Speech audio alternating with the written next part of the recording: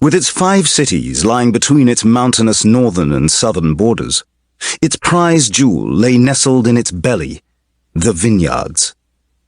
Since the Tri-War, Travakian wines and moonshine had become infamous amongst the nearest 2 kingdoms of Daxaria and Zinfera, and this was thanks mostly to the Daxarian hero Finlay Ashowan, the house witch. The man had gone from peasant cook to a viscount, and he famously bested Travak's chief of military, a fearsome fire witch who had brought his dragon familiar to Daxaria's doorstep, though it was common knowledge that Finlay Ashowan's own familiar, a cat named Kraken, had been the major catalyst in the success of the war. The house witch had married a beautiful former Travakian noble, a woman who had introduced to her husband the moonshine that boomed in popularity in Daxaria as a result. The Tri-War had been a terrible loss for Travak, one that took the life of their previous king, Matthias VI, and which left his young son, Brendan de Vark, on the throne. Despite the odds, King Brendan de Vark not only had survived his childhood as a ruler, but he succeeded in bringing about an age of prosperity and peace under his strong yet fair command. He even managed to lay aside any temptation to carry a grudge against the kingdom of Daxaria, and fell in love with their one and only princess Alina Reyes, a choice that was not well received by all in his land. It just so happened that it was their wedding day.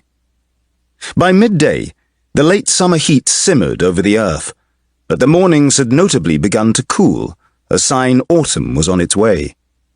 The wedding would take place, and shortly after, before the seasonal winds made their trip too rough to travel, King Brendan de Vark and his new bride would safely cross the seas to his kingdom for Princess Alina's coronation. A select few Daxarian knights and servants would join the princess to ensure her transition to the new land would be a smooth one, though there was one extra guest accompanying the newlyweds back to their kingdom. Alina Reyes' best friend would be present, Lady Katarina Ashowan, daughter of the Daxarian hero, Viscount Finlay Ashowan. And little did the people of Travak know, it was Katarina Ashowan who should have been their true concern all along.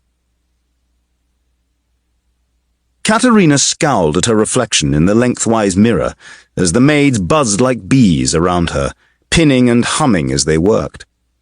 The Princess of Daxaria was being sewn into her wedding dress in her own chamber, and even more excitingly, her brother, the Crown Prince of Daxaria, had reappeared after years of a mysterious absence. Rolling her ethereal golden eyes to the ceiling, Katarina cracked her neck impatiently, her long wavy red hair rippling down her back as she did so. With the air brimming with excitement, standing still seemed horribly arduous. Her gaze flitted to 2 maids huddled in the corner of her chamber, whispering and giggling amongst themselves. "Something interesting?" Kat asked, her tone bored, but her eyes unable to disguise a glint of interest. The pair of maids straightened and glanced at each other guiltily before turning and curtsying. "We were merely saying how beautiful you will look in your dress today, Lady Katarina." The pair curtsied a second time for good measure, and consequently missed Kat's sardonic quirk of her eyebrow. "Oh, really? Are you sure it isn't anything to do with Prince Eric returning?" Kat's lips curled upward in a wolfish smile. The maids visibly gulped before unconsciously grabbing each other's hands and stepping forward. "We wondered if His Highness was going to stay in Ostis," one of the maids spluttered, as Kat continued to smile with a touch of deviousness. "I see. What if he does choose to stay in Ostis, once his sister is wed, Are you hoping to wait on a new queen?" Both maids curtsied until their knees touched the floor. Forgive us, Lady Katarina. I'm teasing. Please don't stress. I'm sorry for making you worry." Kat sighed, her smile dimming. She'd learned from a young age always to treat those of commoner birth with respect and consideration. Her father's former status as a cook had never been forgotten during her childhood, especially with many of the fellow noble children taunting her over her sullied blood.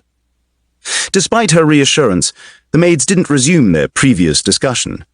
They instead refocused their attention on completing Katarina's dress. The garment adorning the abnormally tall redhead was made of a dark blue silk with gold trim around the hem